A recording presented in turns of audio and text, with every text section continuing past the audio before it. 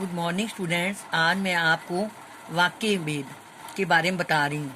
हमारे सिलेबस में है रचना की दृष्टि से वाक्य भेद। ये मैं आपको पहले भी करवा चुकी हूँ। वाक्य किसे कहते हैं? शब्दों के सार्थक समूह को वाक्य कहते हैं। जैसे राम खाना खा रहा है। प्रश्न 2, वाक्य के कितने अंग हैं? नाम बताइए। वाक्य के 2 अंग हैं, उद्देश्य विधेय। उद्देश्य और विधेय किसे कहते हैं? उद्देश्य जिसके विषय में कुछ कहा जाए वह उद्देश्य कहलाता है। राम अध्यापक है, इसमें राम उद्देश्य है।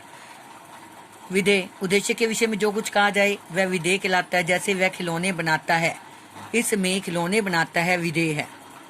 रचना की दृष्टि से वाक्य के कितने भेद हैं? रचना की दृष्टि से वाक्य के 3 भेद हैं, सरल वाक्य, संयुक्त वाक्य, मिश्र वाक्य।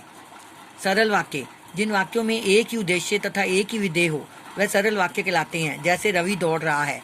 संयुक्त वाक्य जब एक से अधिक सरल वाक्य समुच्चय बोधक द्वारा आपस में जुड़े होते हैं तब वे संयुक्त वाक्य कहलाते हैं। जैसे शालू गा रही है और प्रिया नाच रही है, इसमें और समुच्चय बोधक है, इसको योजक भी कहते हैं। इसमें 2 वाक्य एक समुच्चय बोधक के द्वारा जुड़े होते हैं। मिश्र वाक्य जिस वाक्य में एक प्रधान उपवाक्य हो तथा दूसरा उस पर आश्रित हो उसे मिश्र वाक्य कहते हैं। जैसे गुरुजी ने कहा कि सदा सत्य बोलना, इसमें प्रधान वाक्य है, गुरुजी ने आज्ञा दी। और जो आश्रित वाक्य है, आश्रित संज्ञा उपवाक्य सदा सत्य बोलना। मिश्रित वाक्य के उपवाक्यों को कितने भेदों के अंतर्गत रख सकते हैं?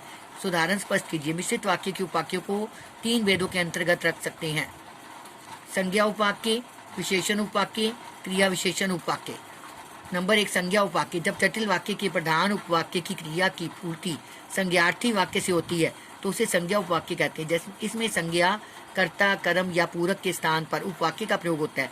जैसे उसने कहा कि वह पढ़ने बैठेगा, उसने कहा प्रधान वाक्य है, वह पढ़ने बैठेगा आश्रित संज्ञा उपवाक्य है। विशेषण उपवाक्य जब जटिल वाक्य का आश्रित उपवाक्य प्रधान उपवाक्य का विशेषता सूचक सिद्ध होता है, विशेषता बताता है, तो उसे विशेषण उपवाक्य कहते हैं। जैसे वाक्य में जहाँ, जो, जिसे, जितना आदि शब्दों का प्रयोग होता है।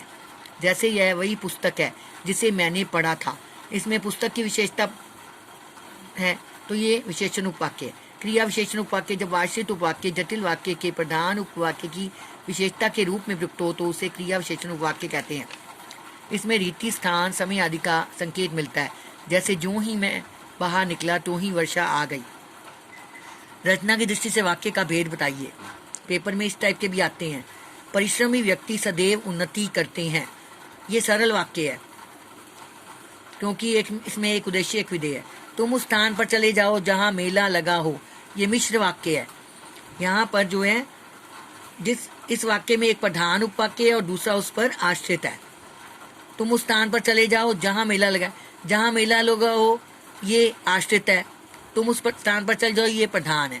मैंने एक घोड़ा खरीदा और घोड़ा बहुत सुंदर है, ये संयुक्त वाक्य। इसमें 2 वाक्य एक योजक के द्वारा जुड़े हुए हैं। मैंने एक सुंदर बच्चा देखा, ये सरल वाक्य है। जब सरला स्कूल गई तब राहुल घर पर था, ये मिश्र वाक्य है। मिश्र वाक्य अनपढ़ व्यक्ति कभी सम्मान नहीं पाते, सरल वाक्य। सुबह हुई और हम घूमने चल दिए, संयुक्त वाक्य। इसमें 2 वाक्य हैं और योजक से जुड़े हुए हैं। उसका सब कुछ खो गया, सरल वाक्य। जैसे ही प्रातः काल हुआ वैसे ही वर्षा शुरू हो गई, मिश्र वाक्य। रवि आया और चला गया, संयुक्त वाक्य। बच्चों ये सारे आपने याद करने और लिखने हैं।